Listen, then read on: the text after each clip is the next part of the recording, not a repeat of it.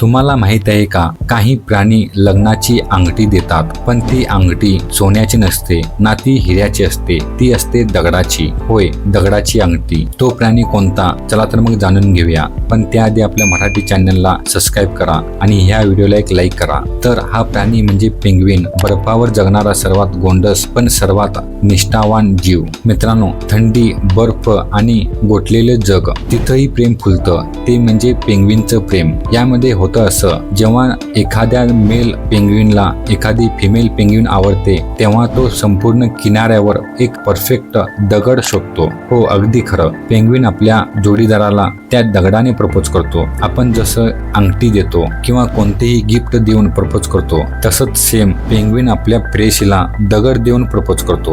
जर ती female penguin तो दगड स्वीकारते, तर समजून जावा त्यांचं लग्न ठरलं आणि हा दगड त्यांच्या आयुष्यभराच्या नात्यांचं सिम्बॉल ठरतो. हा पेंग्विनचा रिवाज फक्त गोंडस नाही, तर तो आपल्याला शिकवतो की प्रेमात वस्तूंची किंमत नसते, असतात त्या फक्त भावना. कारण तो दगड फक्त दगड नाही, तो त्यांच्या आयुष्यभराचं एक वचन असतं. तर तुम्ही आता सांगा, तुम्हाला माहिती आहे का, सगळ्यात मोठा पेंग्विन कोणता आणि सगळ्यात लहान पेंग्विन कोणता? तुम्हाला माहिती असेल तर कमेंटमध्ये सांगायला विसरू नका आणि लाईक करा आणि आपल्या मित्रांना पण शेअर करा.